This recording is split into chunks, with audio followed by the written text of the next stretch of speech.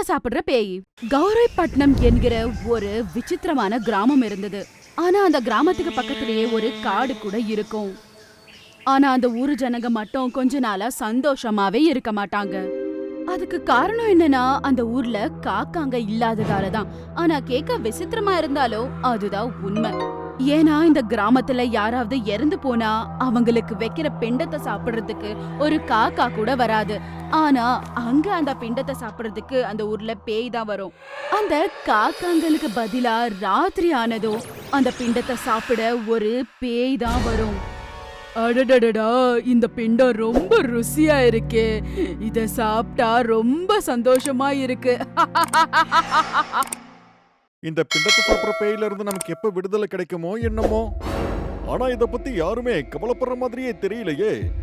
இப்படியே போச்சுன்னு வெயி, ஒரு நாள் அந்த பேய் நம்ம ஊருக்குள்ள வந்தாலும் வந்துரும். அப்படி எதுவும் நடக்க வாய்ப்பு இல்லப்பா. நீ எதுக்குமே பயப்படாதப்பா. ஊர்ல இருக்க சில பேரு இந்த பேய பத்தியான பிரச்சனைய பத்தி பேசிட்டு இருப்பாங்க. இன்னொரு பக்கம் ராஜையா என்கிற ஒருத்தர் அவங்களோட பையன் மற்றும் மனைவியோட அதே ஊர்ல வாழ்ந்துகிட்டு இருப்பாரு. ராஜையாக்கு அவங்க பையனா ரொம்பவே பிடிக்கும். அஜய் கூட வீட்டுல சந்தோஷமா விளையாடிட்டு ரொம்பவே குறும்பு பண்ணிட்டு இருப்பான். இப்படி இருக்கும் போது அவங்க அப்பா கிட்ட அவன் வந்து இப்படின்னு சொல்றான். டேடி டேடி, எனக்கு ஏரோப்ளேன் பொம்மை வேணும். சரிப்பா, நான் சாயந்தரம் வரும்போது வாங்கிட்டு வரேன். அது வரைக்கும் எந்த தொல்லையும் பண்ணக்கூடாது. சரிங்க டேடி, நீங்க வர வரைக்கும் நான் அமைதியா இருக்கேன். அவனோட பையன் சொல்றது கேட்டு அவன் சிரிக்கிறான். அதுக்கப்புறமா அவங்க மனைவி கிச்சன்ல இருந்து வந்து இப்படின்னு சொல்றாங்க. என்னங்க, இன்னைக்கு ஊர்ல இருந்து உங்க அப்பா வராரு, மறந்துடாதீங்க சரியா? அவங்க மனைவி அப்படி சொன்னதும் அவனோட முகம் முழுசா மாறிடுது. அவசரமா கிளம்பிட்டு இருக்கேன்ல, இப்பதான் அதை சொல்லணுமா? யார் வந்தா எனக்கு என்ன? என்னங்க அப்படி பேசுறீங்க? என்னதான் இருந்தாலும் அவரு உங்களோட அப்பாங்க. அவங்க மனைவி சொன்னதை கேட்டு ராஜையா அங்கிருந்து கிளம்பி போயிடுறாரு. ஆனா இந்த கோபத்துக்கான காரணம் என்னன்னா, ராஜையாவோட சின்ன வயசுல அவங்க அப்பா அவனை சரியாவே கவனிச்சுக்க மாட்டாரு. அதனால அந்த கோபம் அவன் மனசுக்குள்ளவே நின்னுடுது. இன்னும் கொஞ்ச நேரத்துல சாயந்தரம் ஆயிடுது. அந்த நேரத்துல அவங்க பையன் விளையாடிக்கிட்டு இருப்பான். அப்ப சரி அதே நேரத்துல அவங்க வீட்டுக்கு ஒரு வயசான ஆளு வராரு. அப்ப அஜய் தாத்தாவை பார்த்து இப்படின்னு கேக்குறான். யாருங்க நீங்க? உங்களுக்கு என்ன வேணும்? வீட்ல யாராவது பெரியவங்க இருந்தா வர சொல்லுப்பா. வீட்ல என்னை விட பெரியவங்கன்னு யாருமே இல்லைங்க. என்ன விஷயம் இருந்தாலும் நீங்க அதை என்கிட்ட சொல்லுங்க. அஜய் பேசினதை கேட்டு அவங்க தாத்தா சிரிச்சுட்டு இருக்க நேரத்துல சீதா வெளியே வராங்க. அப்ப சீதா ராஜையோட அப்பா கிட்ட பேசி அவங்கள வீட்டுக்குள்ள வர சொல்றாங்க. அதுக்கப்புறம் அஜய் கிட்ட இவங்க தான் அவங்களோட தாத்தான்னு அறிமுகப்படுத்துறா. அவங்க தாத்தாவை முத தடவை பார்த்த காரணத்தால அவன் ரொம்ப சந்தோஷமா தாத்தா கூட உட்கார்ந்து பேசிக்கிட்டு இருப்பான். உங்களோட பயணம் எப்படி நடந்ததுப்பா? ரொம்ப நல்லா இருந்ததுமா. அப்புறம் உன்னோட வீட்டுக்காரர் எங்கம்மா? இப்ப வந்துருவாரு மாமா அப்படின்னு சீதா சொல்லிட்டு இருக்க நேரத்திலேயே கரெக்டா ராஜையா கூட வீட்டுக்கு வராரு. ஆனா ராஜையா மட்டும் அவங்க அப்பாவை பார்த்து பேசாம கோவமா உள்ள போயிடுறான். ஆனா இப்ப கூட அந்த கோவம் மனசுக்குள்ள இருக்குன்னு தெரிஞ்சுக்கிட்ட அவங்க அப்பா ரொம்பவே கவலைப்படுறாரு. அப்புறம் அன்னைக்கு இருட்டானதும் அந்த ஊருக்குள்ள இருக்க ஒரு குளத்துக்கிட்ட அந்த பிண்டத்தை சாப்பிடுற பேய் வந்து நிக்குது. அதே மாதிரி யாராவது பிண்டம் வச்சிருக்காங்களா சாப்பிட அப்படின்னு தேட ஆரம்பிக்குது. பிண்டத்தை சாப்பிட்டு எவ்வளவு நாள் ஆச்சு, ஆனா இந்த ஊரு ஜனங்களுக்கு ஐஸ் கெட்டிதான். எப்பதான் நான் பிண்டம் சாப்பிட போறேன் அப்படின்னு யோசித்து ஊருக்கு நடுவுல அந்த பேய் போய் நிக்குது. அது ராத்திரி ஆனதால ஊருக்குள்ள அந்த பேய்க்கு யாருமே தெரியல. அப்படி ஊரெல்லாம் சுத்திட்டு இருந்த பேய்க்கு 2 பேரு பேசிட்டு இருக்குது கேக்குது.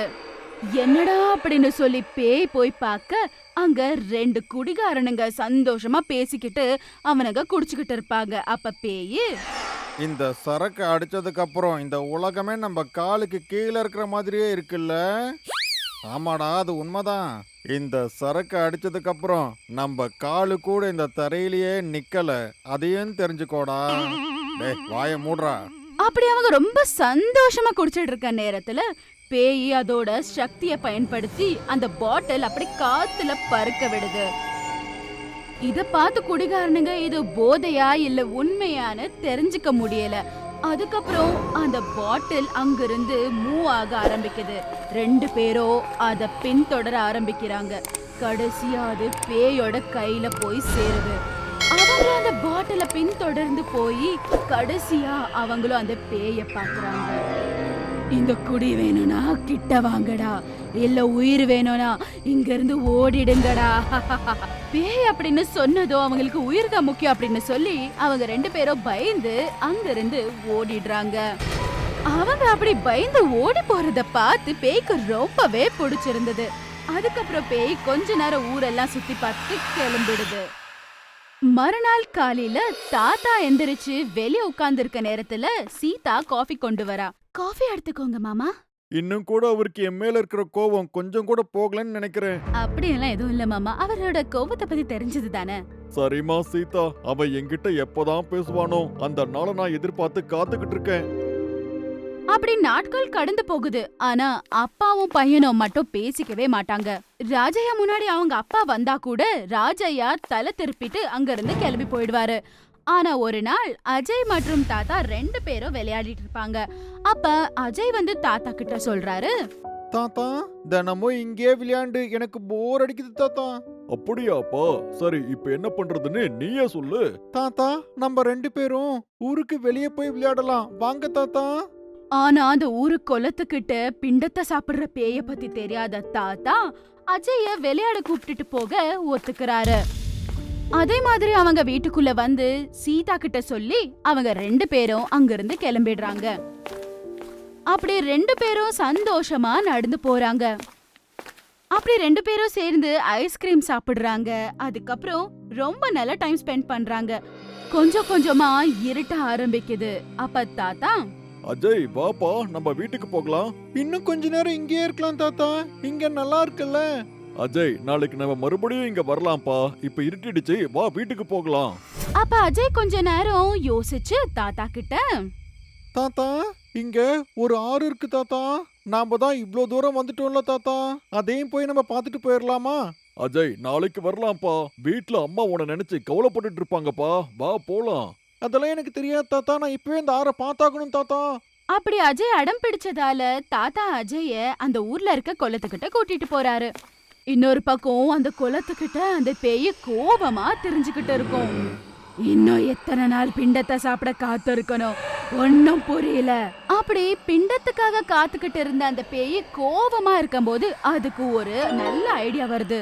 ஒருத்தரை சாகிறதுக்காக ஏன் காத்து இருக்கணும், யாராவது ஒருத்தரை சாகடிச்சா அவங்க பிண்டம் வைப்பாங்கல்ல, அப்ப அந்த பிண்டத்தை நான் சந்தோஷமா எடுத்து சாப்பிடலாம் அப்படின்னு இந்த மாதிரியான கிரிமினலான ஐடியாவை போட்டு அந்த பேய் சந்தோஷமா இருக்கும். அப்புறம் திரும்பி பாக்குது, அங்க தாத்தாவும் குட்டி பையனும் வருது. அந்த பேய் கவனிக்குது, அப்புறம் மாயமாயிடுது.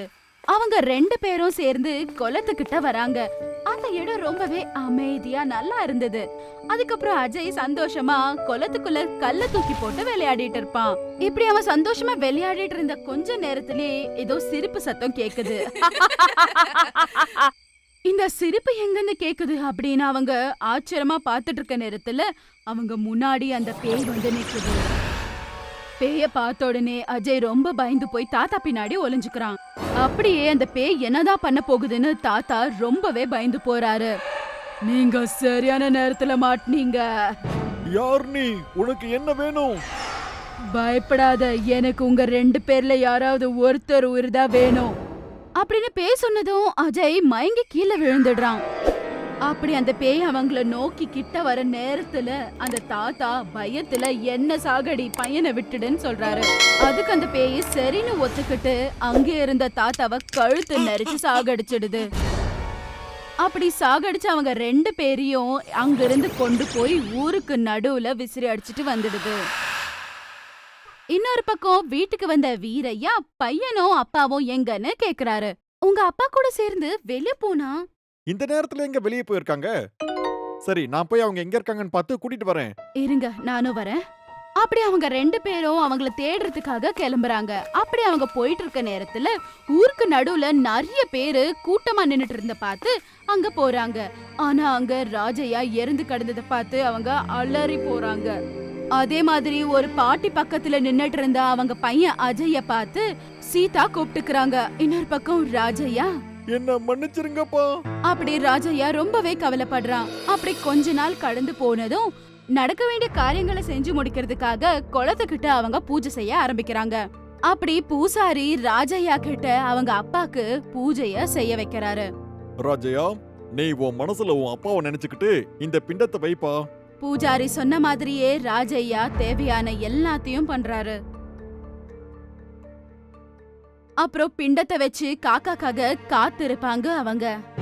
ஆனா அதை சாப்பிட ஒரு காக்கா கூட வராத காரணத்தால இது என்ன பூசாரி ஐயா, இப்படி எல்லாம் பண்ணா என் அப்பாவோட ஆத்மாவுக்கு சாந்தி கிடைச்சிருமா? அவர் உயிரோட இருக்கிற வரைக்கும் நான் அவர் கூட பேசவே இல்ல. ரொம்ப கஷ்டப்படுத்திட்டேன். செத்ததுக்கு அப்புறமாவது அவர் ஆத்மாவுக்கு சாந்தி கிடைக்கட்டும். எல்லாருக்கும் தெரிஞ்ச விஷயம் தானே ராஜையா, அந்த பேய் இருக்கிற வரைக்கும் யாருக்குமே சாந்தி கிடைக்காது அப்படின்னு பூசாரி சொன்னதும் அவன் ரொம்பவே கவலையா அங்கிருந்து கிளம்பி போயிடுறான். ஆனா அன்னைக்கு ராத்திரி கரெக்டா அந்த பேய் வந்து அவன் முன்னாடி நிக்குது. இதுக்காக தான் காத்திருந்தேன். இந்த பிண்டத்தை சாப்பிட்டு என் பசிய தீர்த்துக்க போற. அப்படி சந்தோஷமா அந்த பிண்டத்தை சாப்பிடுது. அன்னிலிருந்து பேய் ஊர்ல இருக்கிற ஒவ்வொருத்தரையும் தினமும் சாகடிக்க ஆரம்பிக்குது. அதுக்கப்புறம் செத்து போன அவங்களுக்காக வச்ச பிண்டத்தை அந்த பேய் சாப்பிட்டுக்கிட்டு சந்தோஷமா இருக்கும். அதே நேரத்துல அஜய் கூட அவங்க அப்பா கிட்ட தாத்தா இறந்து போனதுக்கான காரணம் பேய் அப்படின்னு சொல்றான். இதே மாதிரி ஊர்ல ஒருத்தருக்கு அப்புறம் ஒருத்தர் வரிசையா செத்து போயிட்டு இருக்காங்க. அதனால அவங்க சேர்ந்து அதை பத்தி பேசுறாங்க. அந்த பேயால தினம் தினம் ஒருத்தங்க செத்துக்கிட்டு இருக்காங்க. இப்படியே போச்சுன்னு வைங்க, ஊருக்குள்ள ஒருத்தர் கூட உயிரோட இருக்க மாட்டாங்க. ஏதாவது பண்ணி அந்த பேய் எப்படியாவது அழிச்சிருங்க. அப்படி எல்லாருமே அவங்களுக்கு தோணுன ஒவ்வொரு ஐடியாவை சொல்றாங்க. அப்ப பூசாரி, அந்த பேய் அழிக்கிறதுக்கு கண்டிப்பா ஏதாவது ஒரு வழி இருக்கும். அது என்ன வழின்னு நம்ம கண்டுபிடிச்சே ஆகணும். அப்ப ராஜையா வந்து, பூசாரி ஐயா, அந்த பேய் இதெல்லாம் பண்றதுக்கு காரணம் அந்த பிண்டத்துக்காக தான். நாம எப்பெல்லாம் அங்க பிண்டம் வைக்கிறோமோ அப்பெல்லாம் கரெக்டா அந்த பேய் அங்க வந்துரும். அப்ப நாம அந்த பேயை அழிச்சிடலாம். ராஜையா சொன்னதை கேட்டு எல்லாருமே ஒத்துக்கிறாங்க. அதுக்கப்புறம் பூசாரி கிராம தேவதையோட கோவிலுக்குள்ள போய் அங்க இருந்த குங்குமமும் மந்திரிச்ச தண்ணிய கொண்டு வராரு. அப்படி அன்னைக்கு ராத்திரி இருட்டானதும் சில பேர் சேர்ந்து போய் அந்த குளத்துக்கிட்ட பிண்டத்தை வைக்கிறாங்க. பிண்டத்தை குளத்துக்கிட்ட வச்ச பிறகு அவங்க எல்லாருமே போய் ஒளிஞ்சுக்கிறாங்க. அப்புறமா கொஞ்ச நேரத்திலேயே அந்த பிண்டத்தை சாப்பிடுறதுக்காக ஒரு பேய் அங்க வருது. அந்த பேய் அந்த பிண்டத்தை பார்த்து சந்தோஷப்பட்டு சாப்பிட ஆரம்பிக்குது. அந்த பேய பார்த்த ஜனங்க எல்லாருமே ரொம்பவே ஷாக் ஆகுறாங்க. அதே நேரத்துல பூசாரி தைரியமா போய் பேய் பின்னாடில இருந்து அவர்கிட்ட இருந்த அந்த மந்திரிச்ச தண்ணிய பேய் மேல போடுறாரு. உடனே அந்த பேய கட்டி போட்டுடுறாரு. அதுக்கப்புறம் பூசாரி பேய் முன்னாடி போய் நிக்கிறாரு. என்ன விட்டுடு, இல்ல நான் உன்னை சாகடிச்சிடுவேன். மனுஷங்களோட உயிரை நீ எதுக்காக எடுக்கிற? ஏன் இப்படி எல்லாம் பண்ற? ஆமா, யார் நீ? என்ன பத்தி தெரியணுமா? அப்ப சொல்றேன் கேளு. என் பேரு சுரேகா. நான் ஒரு அனாதை. அப்புறம் கொஞ்ச நாளைக்கு அப்புறமா இந்த ஊர்ல செத்துட்டேன். ஆனா நான் அனாதையா இருந்ததால யாருமே எனக்கு பண்ண வேண்டிய இறுதி சடங்குகளை பண்ணவே இல்ல. அதனால நான் சாந்தி அடையாம இந்த மாதிரி பிண்டங்களை சாப்பிட்டுக்கிட்டு நிம்மதி இல்லாம ஒரு ஆவியா சுத்திக்கிட்டு இருக்க. இதெல்லாம் நான் வேணும்னு பண்ணல அப்படின்னு அந்த பேய் அவர்கிட்ட சொல்லுது. சுரேகாவோட ஆன்மா சாந்தி அடையாததால தான் அது இந்த மாதிரி வெறி புடிச்சு அலைஞ்சிட்டு இருக்கு அப்படின்னு தெரிஞ்சுக்கிட்டு அங்க இருக்க ஜனங்க எல்லாருமே புரிஞ்சுக்கிறாங்க. உன் கவலை எனக்கு புரியுது. ஆனா உன்னால நிறைய பேர் இறந்து போயிட்டாங்க. அப்ப என்ன அழிக்க போறியா நீ? இப்ப எங்களுக்கு இருக்கிற ஒரே வழி அதுதான். உன் ஆத்மா இருக்கிற வரைக்கும் நீ பிண்டத்தை சாப்பிடறதுக்காக நீ நிறைய பேரை கொல்ல வாய்ப்பு இருக்கு. அப்படி அந்த பூசாரி மந்திரங்களை சொல்லிக்கிட்டே அவர்கிட்ட இருந்த குங்குமத்தை அது மேல போடுறாரு. அப்படி அந்த குங்குமம் அந்த பேய் மேல பட்ட உடனே அந்த பேய் கத்த ஆரம்பிச்சது. அதுக்கப்புறம் அது அங்கவே பஸ்மம் ஆயிடுது. ஊரு ஜனங்க எல்லாம் சந்தோஷப்படுறாங்க. இன்னொரு பக்கம் ராஜையா பூசாரி கிட்ட வந்து சொல்றாரு, அவங்க அப்பாவோட சேர்ந்து சுரேகாவோட ஆன்மா கூட சாந்தி அடையணும்னு பிண்டம் வைக்கிறாரு. இந்த மாதிரி அந்த பிண்டம் சாப்பிடுற பேயோட கதை முடிஞ்சு போச்சு.